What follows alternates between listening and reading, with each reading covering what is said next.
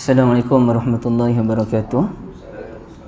Alhamdulillah rabbil alamin, bihi nasta'in ala umuri dunya waddin. Wassalatu wassalamu ala nabiyil amin wa ala alihi wa sahbihi ajma'in. Subhanaka la ilma lana illa ma 'allamtana innaka antal alimul hakim. La haula wala quwwata illa billah. Allahumma anfa'na bima 'allamtana wa 'allimna ma yanfa'una wa zidna ilma. Alhamdulillah ala kulli hal wa na'udzubillahi min hali ahli an-nar, amma ba'd. Fadilah Ayahanda Imam Ustaz Amran, Akhi Khairuddin, serta tuan-tuan dan puan-puan yang dirahmati Allah sekalian. Dia apa khabar semua, sihat ya? Alhamdulillah. Ustaz Amran pun katanya tak berapa sihat, demam. Beberapa orang pun demam, syafakumullah semuanya insya-Allah.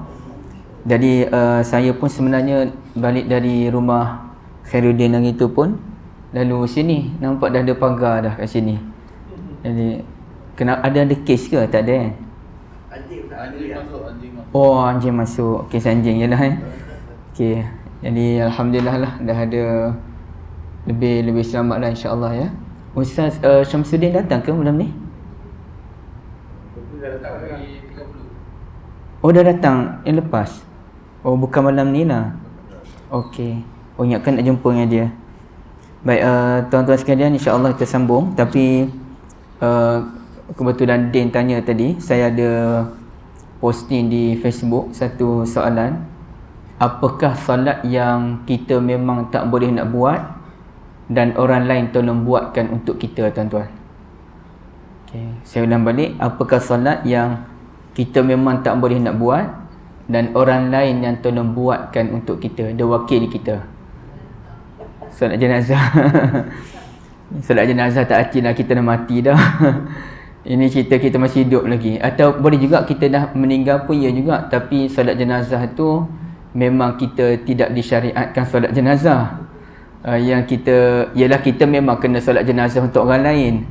Tapi sekarang ni solat tu dia kena pada kita, tapi orang lain boleh wakilkan kita. Okay. Orang yang jawab tadi ratus-ratus komen, adalah jawapan betul, alhamdulillah. Okey, solat jenazah tak aci. Ada jawapan lain ke agaknya? Solat apa? Solat dalam Kaabah. Maksudnya macam betul. Tapi dia dah tak jauh dah tu. Ada petanda-petanda dah tu. Apa? Dalam Hatim. Oh, ni kat sana. Tak dikira tu. Kalau ada jawapan dulu yang lain? Tak ada Dia pun kata solat jenazah rasanya solat yang mana orang lain boleh tolong ganti untuk kita ada dua jenis. Dan kedua-duanya melibatkan badal haji. Ada kata Mekah tu, iaitu solat tawaf dan juga solat ihram. Jadi bila kita badal haji, orang lain tolong buatkan. Jadi sebelum dia pakai ihram, dia boleh solat, dan solat tu sebenarnya mewakili kita. Dan cuma salatul ihram ni dia ada khilaf ulama, adakah memang wujud solat namanya salatul ihram ataupun tak wujud. Okey. Tapi yang pasti kata Imam Nawawi rahmatullahi alaih, salatul tawaf. Jadi bila orang tu tawaf Kaabah, tawaful ifadah misalnya, maka dia pun salat tawaf, itulah salat mewakili kita. Jadi kita bayar dia tu bukan ibadah haji yang rukun semata-mata. Apa sahaja yang berkaitan dengan haji, termasuk sunatnya, sunat ihram, sunat tawaf pun mewakili kita. Jadi itu kata Imam Nawawi, antara keistimewaan salatul tawaf adalah salat itu boleh dikerjakan oleh orang lain atas nama kita. Jadi itu keunikan lah salat tawaf ya. Saya baru tengah study buat satu buku Fahmi Salatus Sunnah. Sekarang ni dah agak tebal juga dah, 200 muka surat lebih. Dan masuk dalam bab salatul tawaf ni, saya ingatkan dapatlah dalam 2-3 muka surat nak habis. Rupanya panjang perbahasan dan sangat-sangat unik sebenarnya ya. Baik, kita teruskan perbahasan tentang imam bergerak agak banyak dalam salat. So macam mana ni? Kita salat, kita nampak imam tu sekejap-sekejap bergerak, sekejap-sekejap bergerak. Masa tengah qiyam pun dia bergerak banyak kali. Jadi adakah kita nak kekalkan berimamkan orang tadi ataupun bagaimana, ya? Jadi kita mulakan dengan satu hadis Nabi sallallahu alaihi wasallam yang diceritakan, kharaja alaina Rasulullah sallallahu alaihi wasallam faqal mali arakum rafi'i aydikum ka'annaha aznabu khaydin syums uskunu fis salah. Rasulullah sallallahu alaihi wasallam keluar menemui kami, lalu baginda sallallahu alaihi wasallam bersabda, mengapa saya melihat kamu semua membolak-balikkan tanganmu? Maknanya duk gerak-gerak tangan semasa tasyahudil akhir seperti ekor-ekor kuda yang tidak tenang. Tenanglah di dalam salat, tenanglah dalam salat, kata Nabi sallallahu alaihi wasallam. Jadi hadis ini mengajar kita pentingnya untuk kita tamakninah dalam salat, tenang, dan amat kurangkan pergerakan, terutamanya pergerakan yang tidak perlu. Bahkan kita dah bincangkan sebelum ini, kalau mengikut mazhab Syafi'i, kalau pergerakan berat sebanyak 3 kali berturut-turut, maka boleh membatalkan salat, ya.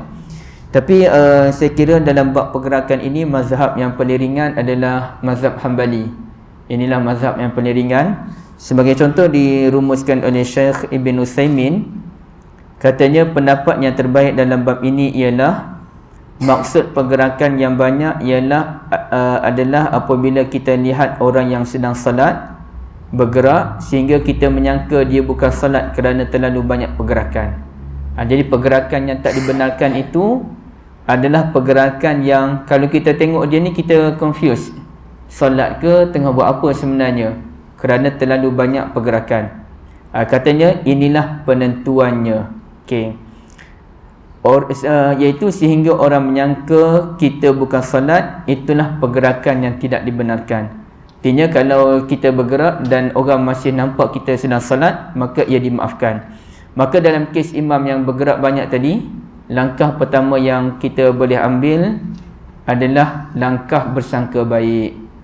Jadi kita nampak imam macam bergerak banyak kali, sangka baik je lah. Selagi mana tidak ketara pergerakannya, boleh membatalkan salat. Contohnya ada seorang imam ni, tuan-tuan sekalian, imam yang sangat berilmu, rajin menghafal Al-Quran, walaupun dia dah usia 70 lebih, tapi dia punya ingatan dia memang sangat tajam. Dan saya perasan ada sekali atau 2 kali bila dia jadi imam tu, badan dia macam gerak-gerak. Terutamanya bila dia salat tarawih, dia macam dah penat ke macam mana, jadi bergerak-gerak badan dia. Jadi kita kena sangka baik. Dan saya pun memahami pergerakan itu bukan pergerakan yang disengajakan. Mungkin kerana faktor badan dia yang agak kurus, ya, dan jadi menyebabkan dia tak dapat mengawal pergerakan badan dia masa membaca Al-Quran. Jadi pergerakan yang banyak kali dalam keadaan tidak disengajakan tidak membatalkan salat kita, ya. Okey, baik, apalagi pergerakan tu dia tidaklah ketara, nampak bergerak tapi tidaklah terlalu ketara. Baik. Kemudiannya tuan-tuan sekalian, berpindah tempat untuk menunaikan salat. Jadi kalau kita salatul sunnah, adakah perlu kita berpindah-pindah tempat masa nak salat yang kedua, salat yang ketiga, ataupun kita boleh salat di tempat yang sama? Okey. Jadi dalam bab ini tuan-tuan sekalian, dia sebenarnya kalau kita lihat dalam sunnatul Nabi sallallahu alaihi wasallam, memang Nabi berpindah pun tempat, iaitu selepas Nabi salatul fardu, Nabi akan solat sunat di rumah. Itu maksudnya berpindah tempat. Okey. Tapi sekarang ni kita solat di masjid juga ataupun kita solat di surau juga. Jadi bagaimana? Saya mulakan dengan ucapan daripada Syekh Al-Munajjid. Ia digalakkan kita memisahkan antara solat fardu dengan solat sunat, sama ada dengan bercakap ataupun bergerak ke tempat lain. Jadi lepas kita solat maghrib, tak cantik kalau kita terus bangun untuk salatul sunnah. Jadi dia kena istighfar dulu, kena zikir ringkas dulu paling kurang. Kemudian kita nak bangun salat, silakan. Tak cantik kita habis dia salat, kita bangun terus. Melainkan dalam kes salat jama'. Dalam kes salat jama' takdim terutamanya, maka kita terus bangun tanpa dipisahkan dengan sembarang zikir. Dan begitu juga kalau kita dah salatul sunnah, kita nak salatul fardu, maka paling baik ada pemisah dia. sama ada kita berzikir, bercakap ataupun pindah tempat. Okey, baik. Jadi itu yang disebutkan oleh Syekh Al-Munajjid. Kemudiannya kata Al-Imam Nawawi rahmatullahi alaih. Okey, sorry. Dia ada hadis daripada Muawiyah bin Abi Sufyan radhiyallahu an. Apabila kamu selesai salatul Jumaah, maka jangan terus salat sehingga bercakap-cakap dahulu atau keluar daripada masjid. Kerana apa? Kerana Rasulullah sallallahu alaihi wasallam memerintahkan kami berbuat demikian, iaitu jangan terus salat sehingga kami sembang-sembang dulu ataupun keluar daripada masjid. Lalu Al-Imam Nawawi rahmatullahi alaih pun komen hadis ini, katanya hadis ini menjadi dalil kepada ulama-ulama mazhab Syafi'i bahawa salat sunat rawatib atau salat sunat yang lain seelok-eloknya kita bergerak dari tempat fardu ke tempat lain. Kalau salat isyak di sini, pindah untuk salat sunat ke tempat lain. Paling baik balik ke rumah. Tapi salat sini je lah tuan-tuan. Kecuali kita memang yakin sampai rumah kita memang salat, fadal. Tapi kalau kita tak yakin, macam saya salat di sini isyak, balik rumah baru nak solat rawatib, jawabnya tak solat dah lah. Kita dah penat dah ni, balik rumah. Okay, kalau dekat boleh tahan lagi. Tapi kalau dekat pun payah juga nak solat sunat di rumah ni. Jika tidak berpindah ke tempat lain yang ada dalam masjid ataupun mana-mana tempat lain, jika tidak, pindahlah ke mana-mana tempat yang ada dalam surau dengan tujuan memperbanyakkan tempat sujud dan dengan tujuan untuk membezakan antara salatul fardu dengan salatul sunnah. Jadi paling baik dia gerak sikit. Okey. Kemudiannya tuan-tuan sekalian, kata Al-Imam Ar-Ramli, disunatkan bergerak ke tempat lain untuk memperbanyakkan tempat sujud kerana nanti tempat sujud tu akan menjadi saksi kepadanya. Dan amalan ini boleh menghidupkan tempat-tempat itu dengan ibadah. Okey, itu komen daripada Al-Imam Ar-Ramli. Baik. Dan sama jugalah dengan tuan-tuan sekalian dengan ulasan yang lain. Okey, sekejap ya. Okey, sama je. Ada soalan lain dulu ke sebelum kita sambung yang ke bab yang ketiga? Dah, tak dengar dah. Sekejap ya.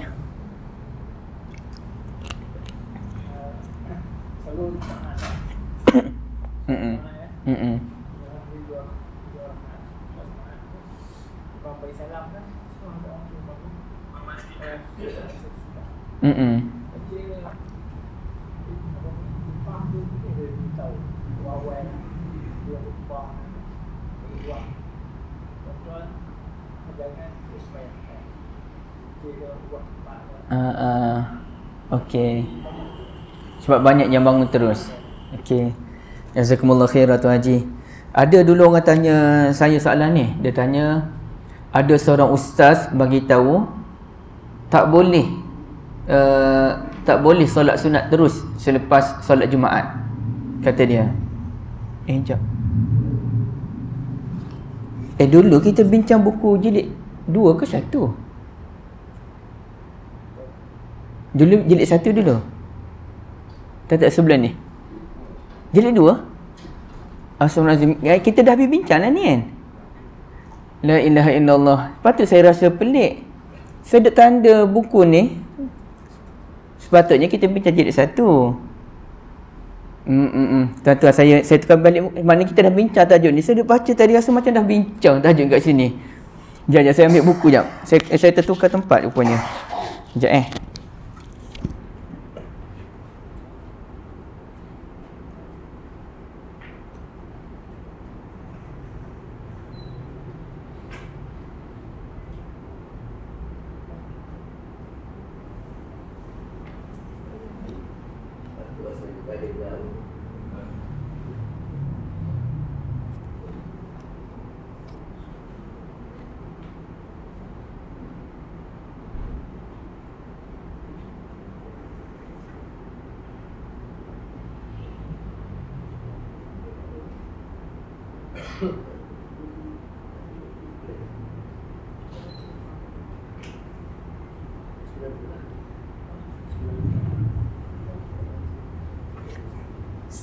Sepatut buku yang ni kita tukar. Okey, minta maaf tuan-tuannya, terbincang tajuk yang sama pula yang dulu. Jadi cerita dia, orang tu pun mengadulah, dia kata ada ustaz bagi tahu tak boleh solat sunat terus selepas solat Jumaat. Bukan. Macam mana ayat dia tak, bukan. Dia kata macam ni, ada seorang ustaz tak bagi solat sunat lepas Jumaat. Jadi saya keliru, ustaz mana yang tak bagi solat sunat lepas Jumaat? Dan dia pun sebut Ustaz Muhib Ustaz Muhib Khawli kan. Ustaz Muhib yang tak bagi. Sudah. Ialah memanglah kawan tu ada isu kontroversi, tapi saya tak yakinlah dia tak bagi solat sunat. Lalu saya minta orang surau tu kirimkan link YouTube tu, saya nak tengok. Rupanya yang Ustaz Muhib sebut bukannya tak boleh solat sunat lepas Jumaat. Yang tak bolehnya adalah, yang salah, dia bukan kata tak boleh, yang salahnya adalah terus bangun untuk solat sunat tanpa zikir. Jadi bahaya juga tuan-tuannya. Orang lain dengar lain, kita dah cerita benda lain tapi dia faham lain. Akhirnya kita yang kena fitnah pula. Jadi yang betulnya adalah, betul apa yang Ustaz Muhib sebut, bahawa tidak boleh terus solat sunat selepas solat Jumaat. Artinya tak cantik, tidak menepati sunnah Nabi SAW. Jadi persoalan tu Haji, boleh ke khatib bagi pesanan? Jawabnya memang boleh lah. Sangat-sangat boleh khatib memberi pesanan, sama ada sebelum khutbah, masa khutbah, lepas khutbah, dan paling baik masa khutbah lah. Kerana masa khutbah itulah kita menyampaikan pesan-pesanan, ya. Okey, jadi masalahnya ada dua tu Haji. Masalah pertama adalah habis saja solat Jumaat terus bangun solat sunat. Okey, itu okey lagi lah dia bangun solat. Tapi yang lebih kritikal, habis saja solat tu bagi salam terus bangun, nak balik terus dah. Sebelum khutbah lah. Sebelum khutbah banyak orang tidur. Lepas khutbah orang bangun dah tidur. Okey. Jadi itu masalah lah tuan-tuan sekalian, ya. Sepatutnya walaupun dia nak cepat, mungkin kereta dia blok kereta orang lain, dia boleh je istighfar dulu 3 kali. Allahumma antas salam wa minkas salam tabarakta dzal jalali wal ikram. Bangunlah. Nak pergi ambil kereta pun. Tapi dia tak jadi budaya yang baik dah sekarang ni. Dan itulah, Allah Alam. Dan apa lagi, khutbah ni dia jadi terlalu skema sebenarnya. Terlalu skema sehingga kan, ini bukan cerita politik, ya. Saya nak sebut apa erti khutbah. Bila Perdana Menteri kita bagi khutbah di Masjid Kebudayaan Islam di US kan, di New York tu, orang kata ni bukan khutbah, ni ceramah. Jadi saya pun pelik, apa beza antara khutbah dan ceramah? Bezanya khutbah di Malaysia skema tu je. Tok Guru Nak Aziz dulu lagi sebut khutbah ni ceramah, cuma dia ceramah yang wajib dalam mingguan. Jadi kita yang terlalu skema dalam membaca khutbah, sedangkan ramai je orang yang tak skema baca khutbah sebenarnya, terutamanya di Indonesia. Saya pernah dengar, ataupun di UM, pensyarah saya Dr. Faisal Hamid, dia khutbah dia relax je, macam ceramah, macam dia mengajar dalam kelas je. Dan saya pun terfikir, tak boleh ke kalau khutbah akan datang buat macam pembentangan je. Tuan-tuan tengok tu, tunjuk kat slide itu macam mana ni, duk baca je resolusi dalam setiap khutbah, 5-6 resolusi. Kita pun tak ingat resolusi apa aku nak buat kali ni. Satu resolusi dah cukup dah sebenarnya. Dan satu resolusi sebulan pun dah cukup. Ni setiap minggu 45 resolusi. 45 resolusi nak kena buat. Pening kita, tak ingat.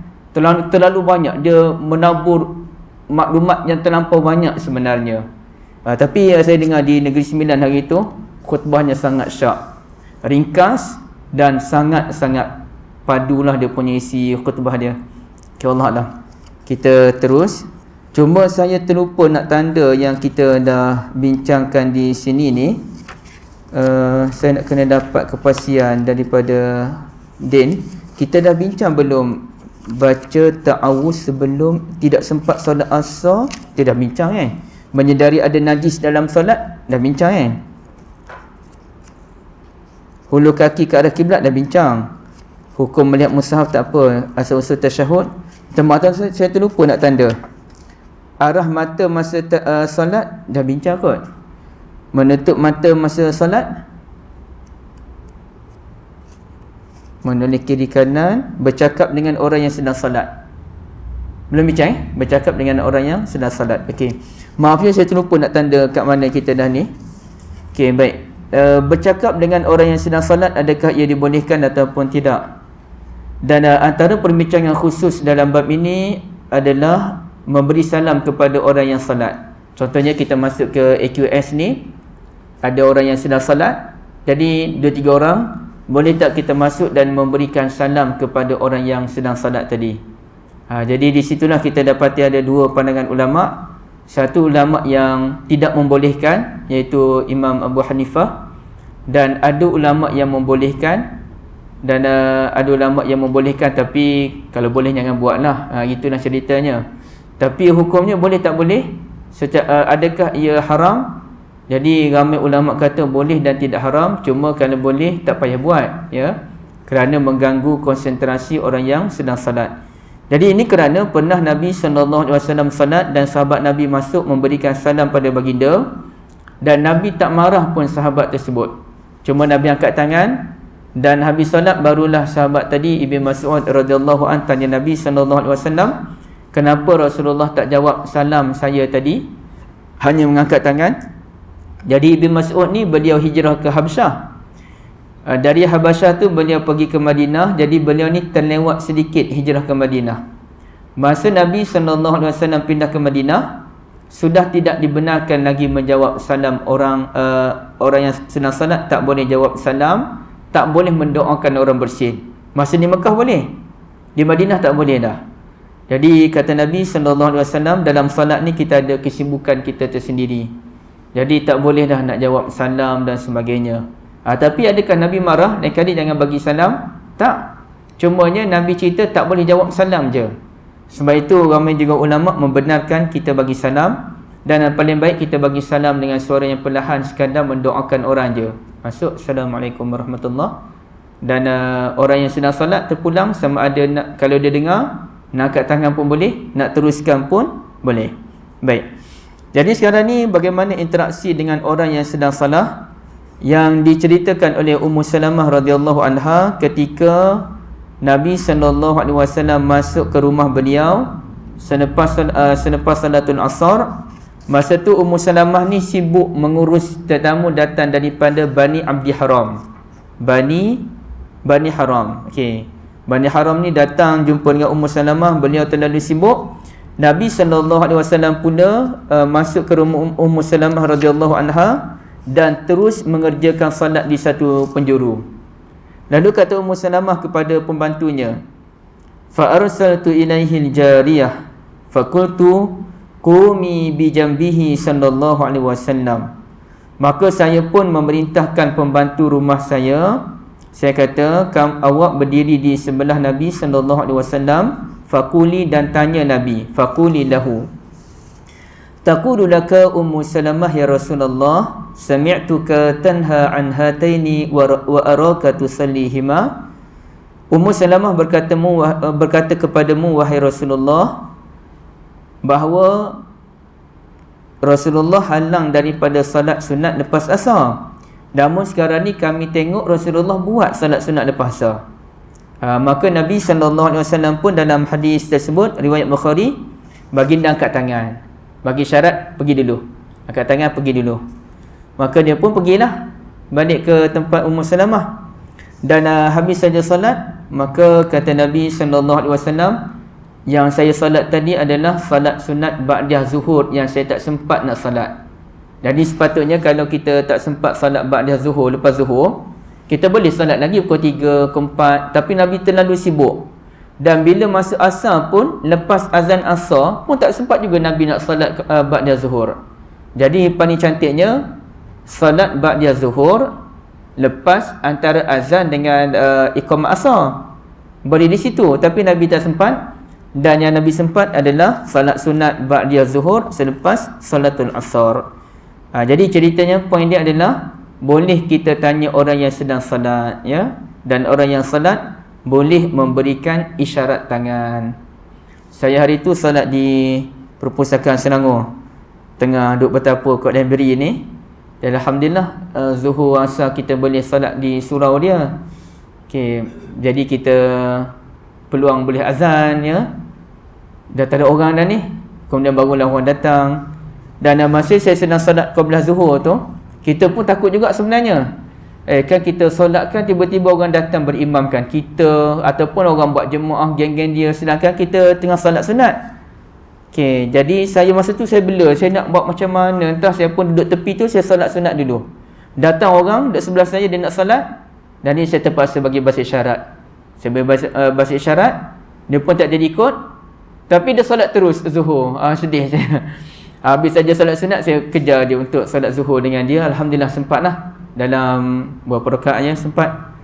Dan rupa-rupanya dia kena duduk di tengah-tengah sejadah tu. Baru saya tahu skill dia. Sejadah ada kat depan imam. Jadi saya kena solat di belakang sejadah tu. Baru orang boleh cam, ni solat sunat kot ni. Jadi kalau dia tepi ni, orang diingatkan kita solat zuhur sendirian. Tapi poin dia adalah boleh kita bagi bahasa isyarat sekiranya ada benda-benda tertentu kita nak sampaikan. Ustaz, kita nak solat. Kita nak berisyarat dan kita nak betul. Terpulanglah mana-mana boleh orang faham je. Macam saya buat macam ni je. Saya cop. Tak boleh ikut. Ataupun kita buatlah macam mana pun buat macam ni ke. Boleh. Okey, salat. Okey, kita ada tempat sikit ke kan. Okey. Tapi itu kita yang sedang solat. Cerita sekarang ni orang di luar solat nak sembang dengan kita. Maka kata ulama boleh. Contohnya kita mendapati kiblat orang tersalah. Kita pun betulkan dia. Kita boleh cakap dengan dia. Cik kena sengit sikit je lagi. Kita betulkan bahu dia ataupun kita betulkan sejadah dia. Jadi tak perlu kita minta dia berhenti. Hanya betulkan. Ya. Yang keduanya, kita mendapati ada najis pada pakaian orang yang sedang salat. Kalau najis yang boleh dimaafkan, tak apa. Ni ada seorang tu dia marah dengan Tok Guru Jadi. Saya tak suka cerita politik, tapi saya sebut ni contoh-contoh fiqh. Jadi dia kata tai cicak ni batal solat. Tuan-tuan dengar cerita dia peli Tok Guru. Dia kata kalau tai cicak kena kat kaki kita buat solat, batal solat. Jadi saya kata fatwa mana kata batal? Nak kena tengok juga. Sebab ada ulama kata tak batal. Kalau terpijak tai cicak tu kan. Okey, tapi kalau kita tengok najis yang agak ketara, mungkin kerana dia ni bapa muda, so anak dia ada terbuang air besar terkena pada pakaian dia, maka boleh kita bagi tahu dia bahawa ada najis pada pakaian dia. Mana baik sebenarnya kita bagi tahu ke kita buat tak tahu, tuan-tuan Tak apalah kalau buat tak tahu. Habis solat nanti solat dia sah kerana dia tak tahu. Jadi mana satu lebih tepat? Buat tak tahu ke kena tegur?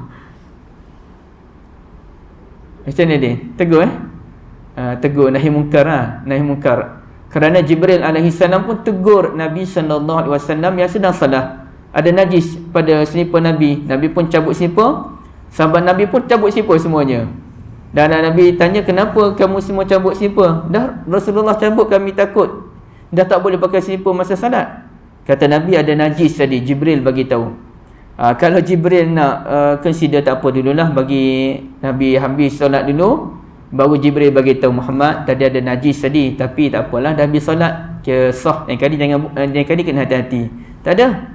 Jadi masa solat tu Jibril alaihissalam tegur Nabi sallallahu alaihi wasallam, maka kita pun mengambil sunnah Jibril tadi, kita pun tegur juga orang kalau ada apa-apalah termasuk najis pada pakaiannya.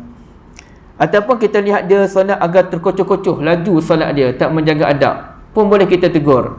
Contohnya kita bisik pada dia, "Dek, tenang dek, solat dek. Kita ni tak tahu bila nak mati." Contohlah kan. Saya pernah sekali tu solat, saya terlewat solat zuhur hari tu di UM. Dan masa tu saya dah solat dengan jemaah-jemaah lain dah. Jadi saya dah rakaat yang keempat masa tu. Saya tak ingat kenapa saya lewatnya. Saya datang dari tempat lain kot. Ya.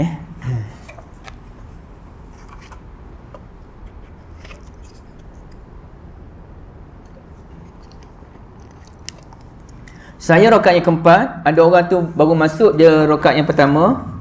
Habis dia dulu solat daripada saya. Saya rakaat keempat dah. Rakaat yang mana saya tak baca dah surah lepas Fatihah. Dia takkanlah saya ni solat terlalu lama satu rakaat tu. Standard Dia boleh habis dulu tuan-tuan sekalian 4 rakaat.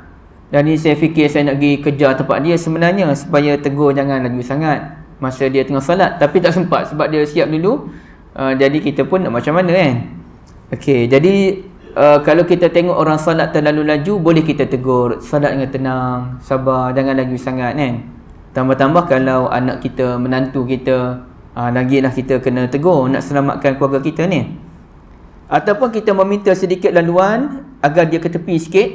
Dia masa tu kita nak keluar dari solat Jumaat, kita nak solat sunat awal, kita nak keluar, orang penuh solat sunat. Jadi ada ruang sikit kita nak lalu di celah dinding ni, tapi ada orang solat tepi dinding. Kita pun boleh solat tepi tiang. Kita pun bisik pada dia, "Tu Haji lalu sikit." Jadi boleh. Saya pun pernah buat pada seorang tu Haji tu, minta laluan sikit, tak bagi-bagilah laluan. Padahal kanan dia tu luas lagi. Jadi saya kata dia tak pandai ilmu pergerakan lah kot. Saya kena tunggu dia sujud dulu baru ada peluang sikit nak mencelah. Masa dia berdiri tu tak ada peluang. Kita meminta orang yang sedang solat masbuk untuk merapatkan saf pun boleh. Kita dah habis solat, kita nampak ada orang tu dia solat tak rapatkan saf. Dan macam tu Haji tegur tadi lah, anak tadi dia duduk ke depan sikit ke, duduk belakang sikit ke daripada orang lain. Jadi kita betulkan dia boleh. Dan ini disebutkan oleh Bin Baz rahmatullahi alaih, tidak mengapa bercakap dengan orang yang sedang salat apabila memerlukannya. Seperti kita kata, ittaqillah la ta'jal fi salatik, itma'in fi salatik. Bertakwalah pada Allah, jangan salat laju-laju, tenanglah. Atau kita katakan apabila selesai salat lagi, apabila kamu selesai salat, maka jangan keluar lagi kerana ada seseorang yang buat hal ada di luar. Contohlah, kita ni masa tu ada kecoh orang mengamuk ke apa, jadi kita nak pesan pada orang yang sedang salat yang tak tahu apa yang berlaku, pas salat nanti jangan keluar dari masjid, duduk diam-diam. Contohlah. Jadi itu dibenarkan. Ataupun apa sahajalah, apabila penting, memerlukan, boleh kita bercakap dengan orang yang sedang salat, tak ada masalah ya. Baik.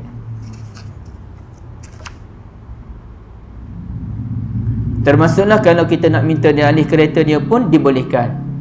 Okey, jadi kita minta dia cepat sikit, ataupun kita kalau kita kenal dia, maka kita boleh minta kunci dengan dia dan dia boleh berikan kunci semasa sedang salat. Wallahualam. Ada soalan dulu? Soalan lah. Boleh ni sini. Permasalahan. Pada pagi tadi saya dapat tu kan. Macam ni. Ustaz ada imam. Rokok rakaat pertama. Jadi saya masuk. Saya nak tahan Ustaz ni supaya jangan baru. Saya nampak satu. Apa syarat dia? Oh, tak nak bagi saya bangga. Bagi kita halal sikit. Pegang. Okey. Lagi pasal apa punya rakaat akhir. Sebelum kita bersalam. Okey. Saya dapat. Apa syarat kita dapat? Supaya imam tu jangan cepat sangat. Okey. Jazakumullah khairan Tuan Haji. Dia sebenarnya dia ada satu perbahasan khusus pun kalangan ulama, iaitu boleh tak boleh apa hukum imam melewatkan rukuk kerana menunggu orang yang datang. Jadi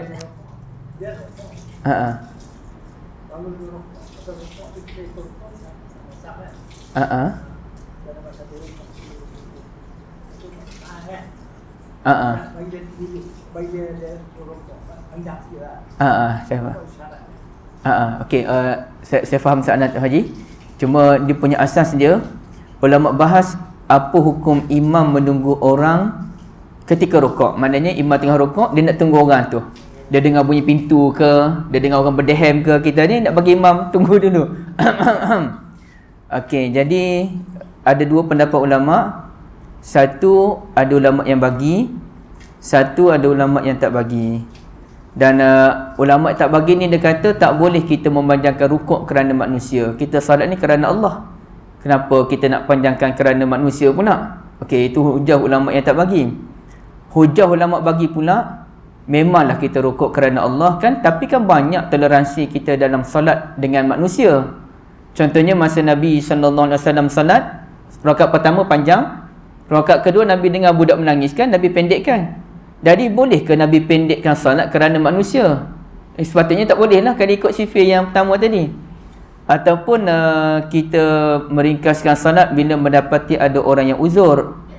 Jadi kita ringkaskan solat. Jadi sepatutnya tak boleh lah, kenapa kita nak ringkaskan dan panjangkan solat kerana manusia? Kita buat tu kerana Allah. Jadi saya nampak hujah yang tepat dalam bab ini adalah imam boleh memanjangkan rukuk jika nak bagi ruang kepada orang boleh rukuk, dengan syarat dia tidak menyusahkan jemaah di belakang. Kalau imam tu dah baca tasbih 5 kali dah, tiba-tiba datang orang dia nak panjangkan lagi, boleh menyusahkan ramai jemaah, maka tak payah tunggulah, imam terus je. Okey, itu satu bahagian. Dan bila kita memahami perkara tersebut, wujudnya perbahasan ulama, maka kita yang baru masuk tidak boleh memberikan isyarat supaya imam menunggu-nunggu. Kalau imam boleh dengar kita buka pintu, alhamdulillah, imam nak tunggu sekejap. Tapi kita nak bagi syarat imam tunggu, sebenarnya tak boleh. Kalau imam nak tunggu, alhamdulillah, itu saja. Allah Alam Haji. Dalam kes tasyahud akhir, dia sebenarnya pun dia ada satu pandangan lagi. Adakah wajar kita masuk tasyahud akhir dengan imam atau tak wajar? Okey. Ini cerita merujuk kepada jemaah yang pertama. Manakala jemaah yang kedua, jemaah yang ketiga tu tak apalah, itu bukan jemaah yang penting dah. Ini jemaah yang pertama ni. Jadi tengah tahiyat akhir kita nak masuk ke tak? Maka ada dua pendapat ulama. Satu mazhab Syafi'i antaranya masuk. Bila kita masuk, kita dapat pahala solat jemaah 27 darajah. Walaupun kita langsung tidak mendapat satu rakaat. Okey. Mazhab yang kedua pula menyatakan tak payah masuk, kerana untuk dapat pahala 27 darajah kita kena dapat paling kurang satu rakaat. Kalau kita tak dapat satu rakaat, contohnya kita masuk rakaat keempat solat isyak, masa imam iktidal dah, paling lewat rukuk lah kan, imam dah iktidal ataupun imam dah sujud, kalau kita masuk tak sempat satu rakaat, tak dapat pahala 27 darajah. Maka paling baik kita bentuk jemaah yang baru, sama ada dengan masbuk ataupun dengan mana-mana orang yang baru datang. Okey. Jadi bila kita faham perkara tersebut, sekali lagi pun tak perlulah kita memberi isyarat kepada imam untuk memanjangkan tasyahud akhirnya, ya. Termasuk aja. Allah Alam, gitulah tu Haji. Okey, kalau benda tu dibenarkan, okey juga, tapi sebab benda tu ada ulama dia bahas-bahas benda tu kan, asas dia tu, maka lebih baik kalau kita sempat, alhamdulillah. Nabi pun sebut, fama adraktum fasallu, mana-mana sempat kamu salat, wa ma fatakum faatimmu, mana-mana kamu tak sempat kamu sempurnakan. Jadi artinya kalau sempat salat, jangan pula kita judge imam mengikut kita pula tu Haji. Jazakumullah khairah. Ada lagi, ini agak penting sikit, walaupun zaman sekarang ni kita bukan perang di Padang Pasir kan. Kalau di kalangan kita ni umur kita panjang sampai ke zaman Imam Haji kan. Lain macam soalan. Okey. Perang di Medan. Kan Allah bagi tahu Nabi sembahyang dengan sahabat. Sebenar satu rakaat. Kemudian pindah ke belakang kan. Okey, solat khauf tu. Itu masuk yang lain. Jadi boleh buat praktikal. Kalau benda ni tak penting zaman sekarang, tapi benda tu dia nak belajar. Betul. Ada dalam surah Nisa kan? Surah Nisa, solat perang, dia ada 3 kaedah kot yang pernah Nabi buat. Dan kaedah keempat tu kaedah syiddatul khauf, ikut dan je solat macam mana kan. Ada solat kaedah dia, saf pertama rukuk sujud dulu, dan saf yang kedua tu dia tunggu. Mana saf ganjil, rukuk sujud habis. Saf genap, kedua, keempat, keenam tu tunggu. Habis saja saf pertama tu bangun berdiri, barulah saf kedua pula rukuk sujud sampai berdiri. Adalah macam-macam lah. Ada sampai satu tahap yang solatnya satu rakaat sahaja. Mula-mula solat satu rakaat dengan imam, habis satu rakaat berhenti, datang pula jemaah lain, solat satu rakaat berhenti. Tapi ulama khilaf, boleh tak boleh solat satu rakaat sahaja dalam kes solat perang. Maka paling baik dielakkan. Okey, sebab ada khilaf kalangan ulama. Jadi boleh praktik je lah, bukannya buat sungguh. Kalau buat sungguh tak boleh lah, sekadar nak berlatih cara salatul khauf boleh. Ia menambahkan pengetahuan kita, Tapi kalau tuan-tuan memang nak buat sungguh dalam solat isyak nanti contohnya, tak boleh lah. Kena solat macam biasa. Ada yang YouTube lah. Ha. Ada tak yang Oh, saya tak tahu. papar? Saya tak tahu itu. Kena tuan-tuan lah buat video lakonan masuk YouTube. Saya tak tahu benda itu. Allah Alam.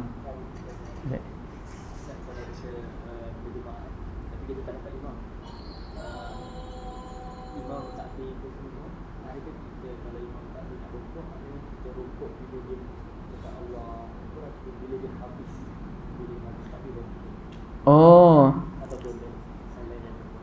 Okey. Dia sebenarnya wallahualam, satunya pergerakan kita mesti bermulanya takbir, berakhirnya pergerakan, berakhirnya takbir. Itu yang langkah yang paling betul lah bagi saya ya. Jadi kalau imam berdiri, dia nak turun ke sujud, Allahu Akbar. Supaya dia dapat, orang yang belakang dia dapat tengok pergerakan. Orang yang belakang yang tak nampak pergerakan imam dapat mendengar suara. Jadi orang yang bahagian depan, dia melihat kepada imam. Imam dah selesai baru dia gerak. Itu kaedah yang betul. Imam dah selesai sampai ke tempat sujud, baru kita turun sujud. Imam dah berdiri daripada rukuk, baru kita berdiri daripada rukuk. Jadi orang depan dia tengok pada imam. Soal imam dah habis takbir ke belum, yang pentingnya dia tengok pada imam. Tapi imam perlulah selaraskan pergerakan dengan takbir. Jadi kalau dia selaras, senanglah. Tengok pun boleh, dengar pun boleh juga kan. Allah Alam.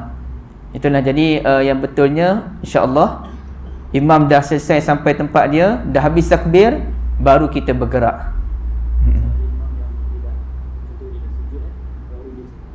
Baru dia takbir ada, saya perasan.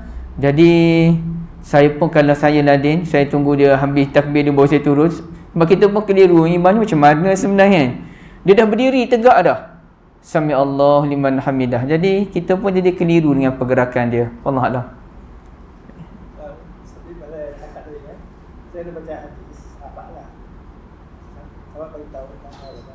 Kami tidak akan rukuk melainkan bila Nabi SAW selesai rukuk. Bukan dua. Itulah kita sujud semua kan. Maksudnya selesai dia sujud dengan sempurna, baru kami. Barulah yang lain turun. Betul? Yang sahabat kan. Betul? Betul. Jadi itu Ustaz, kalau kita tak boleh kan. Solat ni dia ada markah. Mula daripada 1.40 naik sampai 9.40. Jadi kita kena usaha dengan sekitar 8 kan. Yang penting tu ni jaga adab solat Madinah semua. Sempurnakan solat berjemaah tu, mari kita sempurna sujud dan kalau dia dapat markah. Betul. Kalau kita buat ini begini, kita akan dapat 1.40. Ada saya dia. Itulah alasan kita dekat kawan-kawan kan. Kami supaya betul Madinah sempurnakan sujud ke semua. Sebab kita ada markah. Betul. Dapat hadis tu kita gunakanlah sebagai alasan kan. Hayakumullah, jazakumullah khairan ya Tuan Haji. Terima kasih banyak. Jadi memang kalau letak markah tu, kita letak markah masing-masing lah. Itu yang penting kan. So kena tampun dengan salatus sunnah. Satu lagi Ustaz, yang saya perhati tengok, bila kita sembahyang orang lah, dia pun bergerak depan sikit. Dan dia tak berani nak tengok kaki. Dia nak sampai ke depan. Dia start sikit kan. Jadi kita masa bola sembahyang, kita sabda di video ni. Saya rumah tu dekat kan. Kadang orang tu juga bila rokok sikit depan sikit. Dia boleh video sikit kan. Nak sikit kan, dia buat sikit. Lepas tu budak tu, selalu saya lah, kenapa adik? Kamu sembahyang masa depan. Dia kata, kenapa kamu? Dia kata, Ustazah beritahu dia sembahyang tu pandang pada tak sujud. Walaupun dia keluar depan, dia tak pilih dia. Ya, yang penting tengok tempat sujud. Dia tempat sujud dia. Dia kata dia macam tu. Memang Ustazah saya kata betul. Kamu kena ke depan. Lalu besar lah kan. Jadi terjemahkan juga. Saya cakap betul dia salah faham kan. Terima kasih banyak Tuan Haji. Dan sebagai akhirlah untuk penutup hari ini, sesuai dengan apa yang dia tanya, satu perkara yang ulama, saya duk baca perbahasan ulama ni, imam tidak boleh membuat sesuatu perkara yang mengelirukan. Jadi benda ni jarang berlaku contoh ni, tapi ada berlaku, iaitu kalau masa kita sujud ni, kita sujud nak bangun rakaat yang kedua ataupun sujud nak bangun rakaat yang keempat, sebenarnya bila bermulanya takbir. Okey, ini cerita kalau orang tu ada duduk istirahat. Okey, jadi dia dari sujud nak bangun ke rakaat kedua, duduk istirahat dulu, kemudian baru berdiri. Okey. Kalau tuan-tuan kebanyakan tak duduk istirahat kan, terus bangun kan. Okey, jadi ini cerita bagi orang yang duduk istirahat. Jadi dalam bab ini kalau ikut mazhab Syafi'i, kena takbir tu bermula daripada sujud sampailah berdiri. Oh, memang letih lah. Dari sujud, bangun, duduk istirahat, kemudian baru berdiri. Tapi start sujud lagi, Allahu Akbar. Dan Imam Nawawi kata, kalau kata letih macam tu, dia kata tak adalah duduk istirahat tu sekejap je pun, bukan duduk lama-lama. Sekadar duduk je, terus bangun. Okey. Itu pendapat paling kuat dalam mazhab Syafi'i, bermula dari sujud, Allah, duduk, istirahat, Allahu Akbar. Okey, satu. Dan itu tadi isu tak mengelirukan makmum pun. Makmum tunggu je imam habis nafas, imam habis takbir, baru bangun. Tapi problemnya imam sempat ke nak nafas tu panjang-panjang. Satu. Pendapat yang kedua, ada ulama cadang, dia sebetulnya ada ulama dibahas lah. Ulama-ulama aliran Saudi. Dia kata yang betulnya takbir tu bila bangun dari sujud ke duduk istirahat, Allahu Akbar. Duduk istirahat, barulah berdiri tanpa takbir dah. Nampak tuan-tuan Dari sujud, Allahu Akbar. Duduk istirahat, bangun tanpa takbir. Okey. Itulah yang mengelirukan. Saya pernah terkena sekali dua kali dengan seorang imam ni. Salatul Zuhur, Allahu Akbar. Kita bangun teguh ni, dah tu nak bangun terus berdiri. Tengok-tengok imam duduk rupa-rupanya. Terpaksa break ke tengah-tengah alam ni. Break, tunggu imam berdiri, barulah kita pun selesaikan. Kita ingatkan imam ni jenis dah dekat berdiri baru Allahu Akbar. Rupanya Allahu Akbar duduk istirahat. Jadi ulama kata, ulama yang sokong cara tu dia sebut, walaupun kaedah itu kaedah yang betul, tapi apabila mengelirukan jemaah tak boleh buat demikian. Maka pilihlah pendapat yang kedua, kata mereka, iaitu dari sujud duduk istirahat tu bangun tanpa takbir. Duduk dulu istirahat, barulah Allahu Akbar. Itu bagi pendapat ulama yang tak selari dengan mazhab Syafi'i tadilah. Mazhab Syafi'i dari sujud lagi, duduk istirahat sampai berdiri, Allahu Akbar. Memang tak larat lah kebanyakan orang Jadi ceritanya Din, tidak boleh mengelirukan sesiapa dalam solat. Itu ceritanya. Bangun dari sujud tu, bangun dari istirahat tu kan. Dia ada dua teh bangun kan. Itu bangun seperti unta bangun kan. Okey. Lagi bangun yang kita buat lah. Apa nak lebih akal. Yang unta tu turun sujud kot. Bangun daripada sujud kan. Saya tak pasti dalam bab kalau kait unta. Kalau unta tu yang saya fahamnya dari berdiri nak turun sujud. Yang tu Nabi kata jangan macam unta tu. Tapi hadis jangan macam unta tu memang khilaf besar kalangan ulama. Nak letak lutut dulu baru tangan, kepala, ataupun letak tangan dulu baru lutut. Jadi yang saya faham ulama menerima ini khilaf mu'tabar. Ramai ulama kata letak lutut dulu baru tangan baru kepala. Ramai juga ulama kata tangan dulu baru lutut. Dia bukan sujud, bangun dari sujud. Nanti dia angkat punggung dulu. Tuan tak tahu sekarang. Okey. Pernah tengok unta bangun tak? Saya tak ingat dah. Saya dah tengok mat kandi dah, lupa dah. Janganlah selalunya.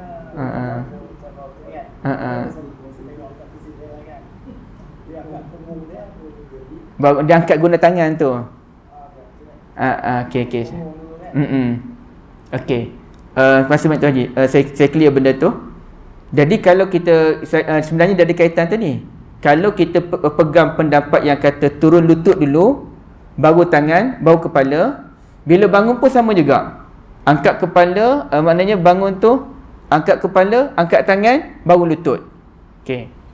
Bagi orang yang kata kena turun tangan dulu, bila sujud letak tangan dulu, baru letak lutut, kepala, maka bila bangun pun sama, dia kena letak tangan dulu, dia angkat lutut dia. Itu yang mungkin tu Haji kata angkat punggung dulu tu. Sebab dia pegang tangan dia ke bawah, dia angkat dulu lutut, baru dia bangun. Jadi dalam bab ini ulama kata ini khilaf muktabar, buatlah mana satu pun, tak ada satu keterangan yang sangat jelas daripada Nabi dalam bab ini. Wallahu a'lam, itulah. Jazakumullah khairah. Yang kita berhenti di sini. Saya minta maaf kalau ada silap salah tu, ketepikan. Yang penting kita berpegang dengan yang betul, insya-Allah. Subhanakallahumma bihamdika asyhadu an la ilaha illa anta astaghfiruka wa atubu ilaik. Assalamualaikum warahmatullahi wabarakatuh.